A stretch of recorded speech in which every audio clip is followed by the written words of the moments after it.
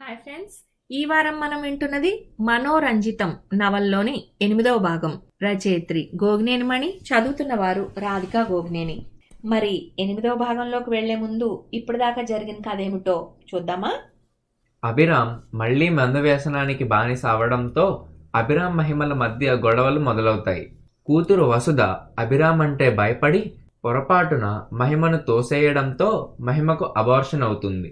ఆ తర్వాత మహిమ అమ్మగారు పనిచేసిన స్కూల్లోనే ఉద్యోగం రావడంతో ఆ ఉద్యోగంలో జాయిన్ అవుతుంది మహిమ. ఒకసారి మందు మత్తులో అభిరామ్ మహిమను కూడా గుర్తుపట్టలేని స్థితిలో ఉండడం చూసి మహిమ ఆశ్చర్యపోతుంది. వేరుగా వచ్చేసిన అభిరామ్ మందు అలవాటు మానకపోవడంతో అభిరామ్లో ఆశించిన మార్పు ఇక రాదని, విడాకులే ఈ సమస్యకి పరిష్కారమని అభిరామ్ తల్లిదండ్రులు మహిమతో అంటారు. విడాకుల మాట వినగానే అభిరామ్ హతాశుడవుతాడు. ఆ తర్వాత ఏం జరిగిందో 8వ భాగంలో వినండి. విన్నారుగా, ఇక కథలోకి వెళ్దామా? మనోరంజితం నవలలోని 8వ భాగం. మహిమ మనసు ఆర్ద్రమైంది. దగ్గరకు వెళ్లి తలను గుండెలకు హత్తుకుంది. గొంతును స్వాధీనంలోకి తెచ్చుకుంటూ ప్రశ్నించింది. ఎందుకు ఇలాంటి మార్పు వచ్చింది? మీ మాటల్ని ఎంతగా నమ్మాను. నేను పక్కన ఉంటే మందుభూతం మీ దరిదాపులకు కూడా రావడానికి సాహసించదని ఎంత ప్రేమగా చెప్పారు. ఆ ప్రేమ అంతా ఏమైపోయింది ఇప్పుడు? ఎందుకు ఆవిరైపోయింది? ఎందుకు మనం ఇలా కలిసి ఉన్నా విడివిడిగా ఒకరికొకరం ఏమీ చెందనట్లుగా ఉన్నాం? ఎంత కవిత్వం ఒలకబోసేవారో గుర్తుందా? నా చెంపలపై అనురాగపు కెంపులే తప్ప కన్నీటి చారకలుండనీనని ఎంతలా చెప్పారు. ఇప్పుడు మన ఇద్దరం ఎప్పుడు కలుసుకున్నా కసుబుస్సులే తప్ప మాటల్లోనైనా ప్రేమ ఆత్మీయత ఉంటున్నాయా? ఇలాంటి నిస్సారమైన బ్రతుకు కోసమేనా పెద్దల అభిష్టానికి వ్యతిరేకంగా మన మీద నమ్మకం పెంచుకుని పెళ్లితో ఒకటయ్యాం? చిన్న పిల్లగా ఉన్నప్పుడు వసుధిని ఎంత ముద్దు చేసేవాళ్ళు. తన బోసి నవ్వులకు ఎంతగా పరవశించిపోయేవారు. పిల్లలంటే మీకెంత ఇష్టమో నాకు తెలుసు. అలాంటిది ఈ మందు అలవాటు మళ్లీ ఆవహించాక పూర్తిగా మరో మనిషిలా మారిపోయారు. అప్పటికి అభిరామ్లో కొంచెం చలనం వచ్చింది. నోరు విప్పాడు. తప్పు నాదేనా? రాకాసిలా నా కేసు చూస్తూ భయం నటిస్తూ పారిపోతోంది. అలాంటప్పుడు నేనేం చేయగలను? దగ్గరకు పిలిచినా రాదుగా నిట్టూర్చాడు. మీరు మరో మనిషిలా కనిపిస్తుంటే పసిపిల్ల భయపడకుండా ఉంటుందా? మూసుకుపోతున్న కళ్ళు, ఉబ్బిన మొహం, నడకలో తూలు, మాటలో తత్తరపాటు, ఈ లక్షణాలన్నీ భయపెట్టేవేగా. అవునా? అది పసిపిల్ల. మరి నువ్వు మునుపట్లానే ఉన్నావా? ఆ రోజుల్లోని ప్రేమ ఏమైందని నా మాటల్ని గుర్తు చేస్తున్నావు గాని నీ గురించి, ప్రవర్తన గురించి ఆలోచిస్తున్నావా? జీవితాంతం నా పక్కనే ఉంటానని నువ్వు మాత్రం చెప్పలేదు. ఇప్పుడు ఎంత ధీమాగా విడాకుల ప్రసక్తి తేగలిగావో తెలుస్తోందా? సంపాదిస్తున్నాననే ధీమాతోనే కదూ, నన్ను పోషించాల్సి వస్తుందనే కదూ విడిపోతానంటున్నావు. మహిమకు నీరసం వచ్చేసినట్లయింది. దూరం జరిగి తను తలపట్టుకుంది. నా బాధ మీకు అర్థం కాదా? ఉద్యోగం చేయడానికి, సంపాదనతో ఇల్లు గడపడానికి నాకేం కష్టం లేదు. ఎంతైనా శ్రమ పడగలను. మీ ఆరోగ్యం కోసమే నా తాపత్రయం. అదెందుకు అర్థం కావడం లేదు? మహిమ మాటల్లో ముందున్న అనునయం తగ్గి తీవ్రత వచ్చింది. కాఠిన్యము పెరిగింది. అభిరామ్ కూడా రోషంగా చూస్తూ, నా ఆనందానికి కారణమైన అలవాటును మానుకుని నీ ముందు చేతులు కట్టుకున్నట్లు పడి ఉంటే ఇంత తిండి పెడతానని చెప్తున్నావు. నేను మందు తీసుకుంటే మాత్రం నీ నుండి దూరం పోవాల్సిందేనని హెచ్చరిస్తున్నావు, అంతే కదూ? మహిమకు పంతం వచ్చింది. అవును, అంతే. మీరు ఆ అలవాటును మానుకోలేనని అనుకుంటే మాత్రం విడాకులకి సిద్ధం కావాల్సిందే. పైగా ఆ అలవాటుతోనే మీకు ఆనందం ఉందనుకుంటే అలాగే కానివ్వండి. నాకు విషయం అర్థం కాదు. ఆనందం మీకు మాత్రమే కావాలా? నిజంగా అందులో మాత్రమే ఉంటే అంత ఆనందం అది అందరికీ అవసరం లేదా? కుటుంబంతో ఆనందం లేదనుకుంటే మరి ఈ పెళ్లిళ్ళు, బంధాలు ఇవన్నీ ఎందుకు? ఇలాంటి బాదరబందీలేం లేకుండా సంపాదించుకున్నది కొద్దో గొప్పోతో తిని తాగి ఓ మూటలా ఓ మూల పడి ఉంటే సరిపోతుందిగా. రోషంతో స్వరం పెంచి అరిచిన మహిమ ఆయాసం తీర్చుకుంటూ ఒక క్షణం ఆగింది. ఇలాంటి మాటల దాడిని ఊహించని అభిరామ్ నివ్వెరపాటుతో చూస్తుండిపోయాడు. మీ దారి మీదే, మీ ఆనందం మీదే అనుకుంటే సరే, అలాగే ఉండండి. నేను నా దారి చూసుకుంటాను. రేపే విడాకులకు అప్లై చేస్తాను. మీరు సిద్ధంగా ఉండండి, కఠినంగా చెప్పింది కళ్ళు తుడుచుకుంటూ. అభిరామ్ కూడా ఏం తగ్గలేదు. నువ్వు ముందే అన్నీ నిర్ణయించుకుని ఇప్పుడు కొత్తగా నా మాటల మీద నిర్ణయించుకున్నట్లు ప్రవర్తిస్తున్నావు. నాకు తెలుసు ఈ సలహా మా నాన్నే నీకు ఇచ్చుంటారని. ఆయన ఎప్పుడు కన్న తండ్రిలా ప్రేమను చూపించలేదు గాని నన్ను శిక్షించడానికి ఏ అవకాశం వచ్చినా మాత్రం వదులుకోరు.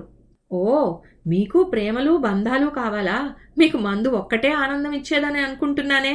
వేళాకోళంగా అంది మహిమ. ఆవేశంతో చేయి ఎత్తిన అభిరామ్ నిగ్రహించుకుని ఛ అనుకుంటూ అక్కడి నుండి వెళ్ళిపోయాడు. అభిరామ్ తన పాత అలవాట్లతో సమస్యలు తెచ్చిపెట్టినా సర్దుకుని సహనంతో మార్పుకు ప్రయత్నిస్తాను గాని లాభం లేదనిపించినప్పుడు మాత్రం బాధపడుతూ కూర్చోకుండా విడాకులు తీసుకుని నా జీవితాన్ని నేను సాగిస్తాను అని తల్లికి చెప్పిన మాటను మహిమ గుర్తు చేసుకుంది. దుఃఖాన్ని అణుచుకుంటూ మంచం మీద బోర్లా పడింది. ఆ మర్నాడు అభిరామ్ కూడా లాయర్ని కలిసి విడాకుల కోసం అప్లై చేశాడు. ఈ విషయం తల్లికి కూడా చెప్పాడు. ఆవిడ ఏమాత్రం ఆశ్చర్యం చూపించకుండా అదే మంచిదిలే నిర్లిప్తంగా అని ఊరుకోవటాన్ని బట్టి వాళ్ళకి ఈ విషయం ముందే తెలిసి ఉంటుందనే తన నమ్మకం నిజమేనన్నమాట అనుకున్నాడు అభిరామ్. అది తండ్రి సలహాయేనని గట్టిగా అనుకున్నాడు. నాన్న, నువ్వే నా జీవితానికి విలన్ విరక్తిగా మనసులోనే అనుకున్నాడు. ఇలాంటి తండ్రి తనకు మాత్రమే ఉన్నాడు. నీతో ఎప్పటికీ నాకు ఎటువంటి బంధము ఉండదు మనసులో కసిగా ప్రతినబూనాడు. ఆ మరునాడే తన సరంజామాతో ఒక స్నేహితుడి గదికి మారిపోయాడు. అతను వెళ్ళిపోతున్నప్పుడు ఒక్కసారి అయినా వెనక్కి తిరిగి తన్ని చూస్తాడేమో, ఏదైనా చెప్తాడేమోనని ఎదురుచూసిన మహిమకు ఆశాభంగమే అయింది. తను ముందుగా విడాకుల ప్రసక్తి తీసుకురావటం వల్లనే కాదు, అతనికి మనసులో అదే సరైందనే అభిప్రాయం ఉందేమో. అందుకనే ఎటువంటి వాదన లేకుండా వెంటనే అంగీకరించడం జరిగిపోయింది. మహిమ గట్టిగా నిట్టూర్చింది. మహిమ మనసు కుదుటపరుచుకుంది. అంత తేలిగ్గా తామిద్దరూ విడిపోగలిగారా అన్నది ఆమెకు అప్పుడప్పుడు ఇంకా అపనమ్మకంగానే ఉంటుంది.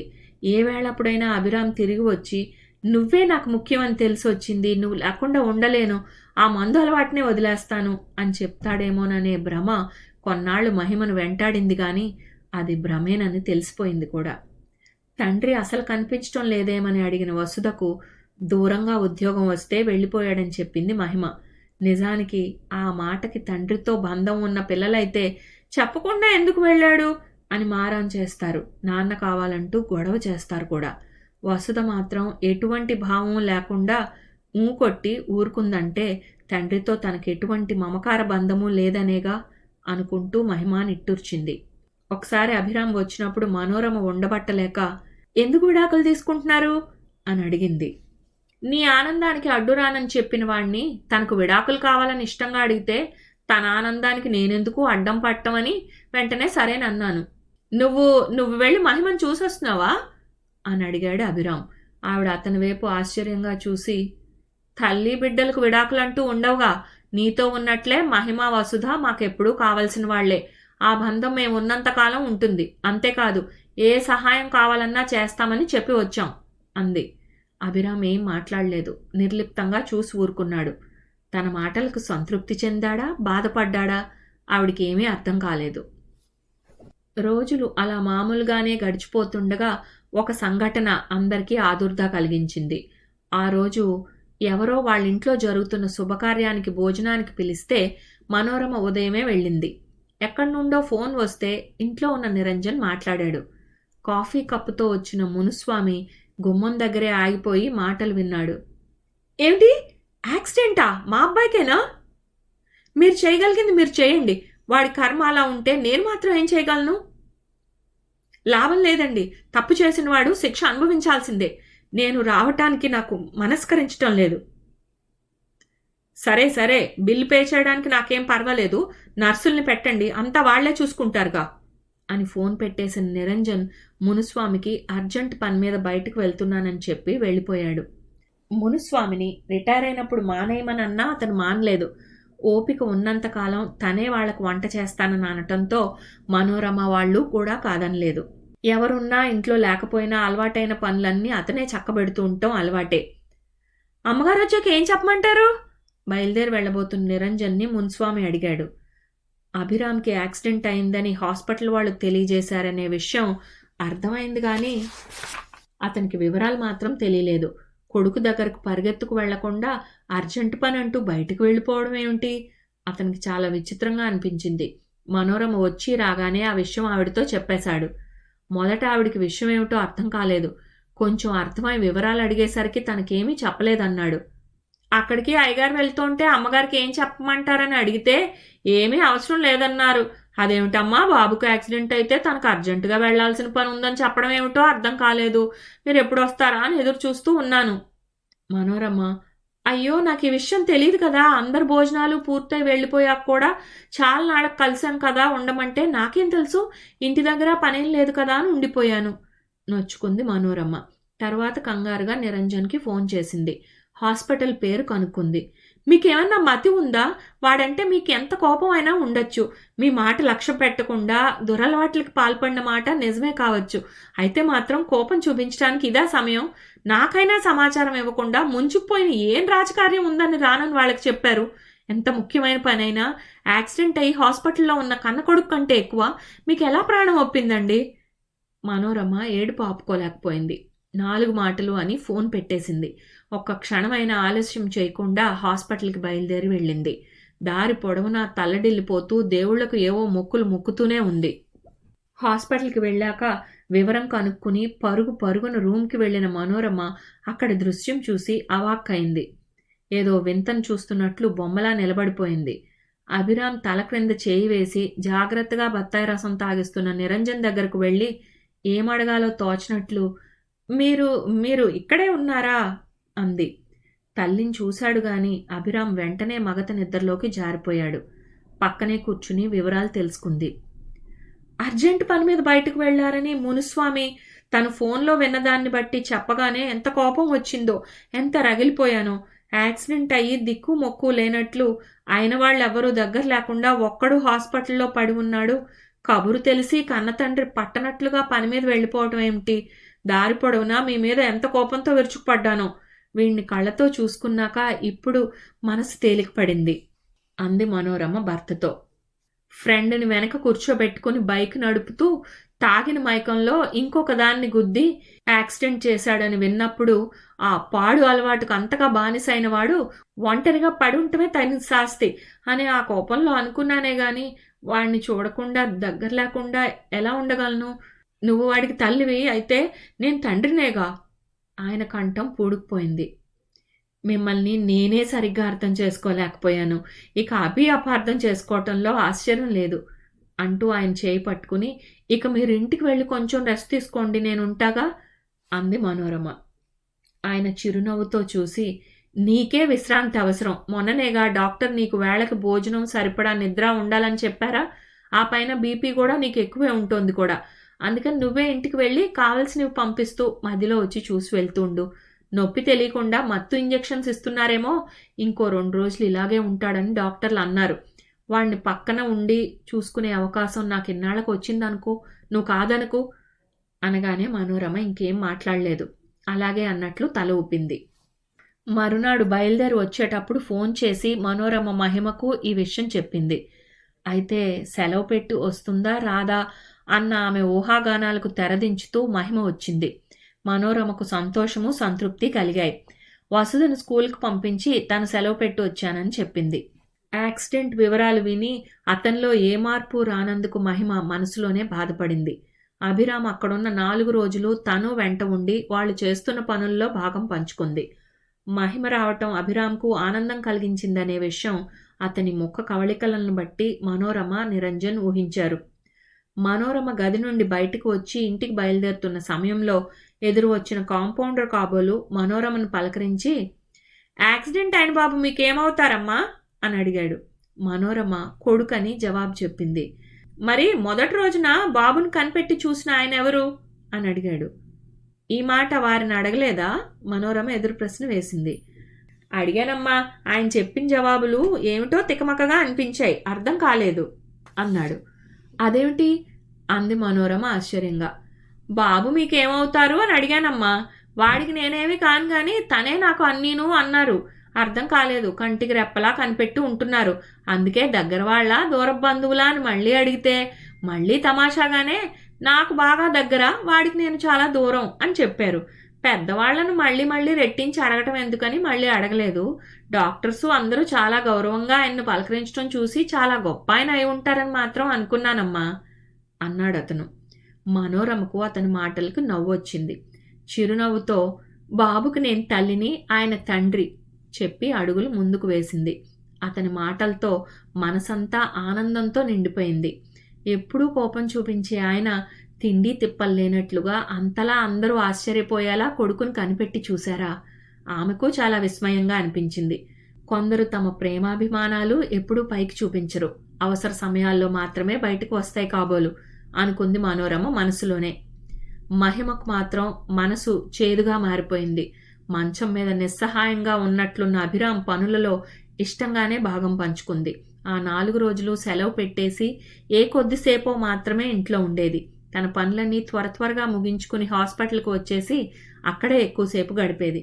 అయితే ఒకరోజు మందుల సీసాలున్న అల్మారాలో వాటి వెనక ఉన్న మందు సీసాను చూసి నివ్వెరపోయింది. హాస్పిటల్లో డ్రింక్ తీసుకోవటానికి అనుమతి లేదని మహిమకు తెలుసు.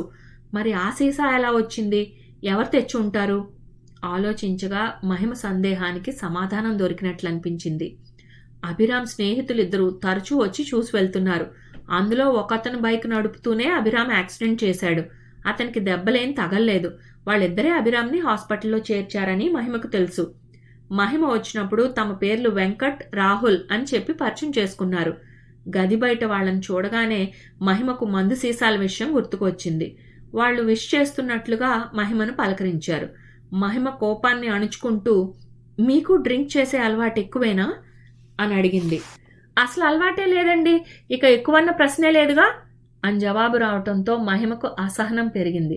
మీకు అలవాట్లేదు, కానీ మీ స్నేహితుడికి మాత్రం డాక్టర్ల కళ్ళు కప్పి హాస్పిటల్ రూల్స్కి వ్యతిరేకంగా ఆ విషయం కొంచెంగా సరఫరా చేస్తున్నారన్నమాట. కొంచెం వ్యంగ్యంగా మళ్ళీ అంది. స్నేహధర్మాన్ని బాగానే పాటించారు. ఒకతను కొంచెం దూకుడుగా జవాబు చెప్పబోతుంటే రెండో అతను ఊరుకోమన్నట్లు చూశాడు. వినయంగా మెల్లగా అన్నాడు, తప్పనిసరి అయిందండి, సారీ సిస్టర్. అప్పుడే అటుగా వచ్చిన డాక్టర్ని చూసి అతను నమస్కరించి మహిమను పరిచయం చేశాడు. ఆ డాక్టర్ వెంకట్ భుజం తట్టి మహిమతో చెప్పాడు, వీళ్ళిద్దరూ యాక్సిడెంట్ చేసిన అభిరామ్ని వెంటనే హాస్పిటల్కి తీసుకురావడమే కాదు, ఆపరేషన్కి కావలసిన బ్లడ్ను కూడా డొనేట్ చేశారు. అభిరామ్ తండ్రికి మందులు అవి తెచ్చివ్వడంలోనూ సహాయం చేశారు. ఇంత బాధ్యతగా ప్రవర్తించే ఫ్రెండ్స్ ఉండటం అదృష్టమే అంటూ మరోసారి ప్రశంసిస్తున్నట్లుగా భుజం తట్టి చకచకా వెళ్ళిపోయాడా డాక్టర్. మహిమ అతని వైపు సారీ చెప్తున్నట్లుగా చూసింది. ఈ డాక్టరేనండి, ఆ రోజు మెలకు రాగానే అభిరామ్ గొడవ చేస్తుంటే రోజూ తీసుకునే అలవాటు ఉంది కాబట్టి ఇచ్చినట్టుగాను ఇవ్వనట్టుగాను అనిపించేటట్లు చాలా కొంచెం మోతాదు ఇవ్వమని సలహా ఇచ్చి జాగ్రత్త అంటూ హెచ్చరించారు. అందుకే మేము ఆయన సలహా ప్రకారం చాలా కొంచెంగా ఇస్తూ ఎవరికీ కనిపించకుండా అనుమానం రాకుండా దాచిపెట్టాం చిరునవ్వుతో వివరించాడు. మహిమ చటుక్కున 2 చేతులు జోడించింది. అరే అదేంటండి, ఇద్దరు ఒక్కసారే అన్నారు. మహిమ చిరునవ్వుతో సమాధానం చెప్పింది. మీరు స్నేహితులుగా అభిరామ్ అలవాటును మాన్పించే ప్రయత్నం చేయకుండా పైగా ప్రోత్సహిస్తున్నట్లు రహస్యంగా మందు తెచ్చి ఇవ్వడం ఏమిటని కొంచెం కోపంగా అనిపించి నిరసన తెలియచేస్తున్నట్టు మాట్లాడానా? మరి నాది అపోహ అని డాక్టర్ మాటలతో తెలిసినప్పుడు మీ మంచి పనికి, అదేనండి రక్తదానం కూడా చేశారటగా, మరి ప్రశంసిస్తున్నట్టుగా ఏం చెప్పాలో చేయాలో తోచక చేతులు జోడించానంతే. వాళ్ళిద్దరూ సరదాగా నవ్వేశారు. వెంకట్ తన షర్టు జేబులో నుండి కార్డు తీసి మహిమకు ఇచ్చి, ఎప్పుడైనా మీకు కానీ మీ పాప వసుదకు కానీ ఏ సహాయం కావాలన్నా సంకోచించకుండా మాకు ఫోన్ చేయండి అన్నాడు. అలాగే అంటూ థ్యాంక్స్ కూడా చెప్పి మహిమ బయలుదేరింది. ఆ విజిటింగ్ కార్డు చూస్తూ ఇతను ఉద్యోగం చేస్తున్నాడన్నమాట. వీళ్ళకి తన గురించి వసుద గురించి అభిరామ్ అన్ని విషయాలు చెప్పాడు కాబోలు అనుకుంది. అభిరామ్ హాస్పిటల్ నుండి డిశ్చార్జ్ అయ్యే రోజునే వాళ్ళిద్దరికీ విడాకులు మంజూరయ్యాయనే విషయము తెలిసింది. మహిమ ముభావంగా ఉండిపోయింది.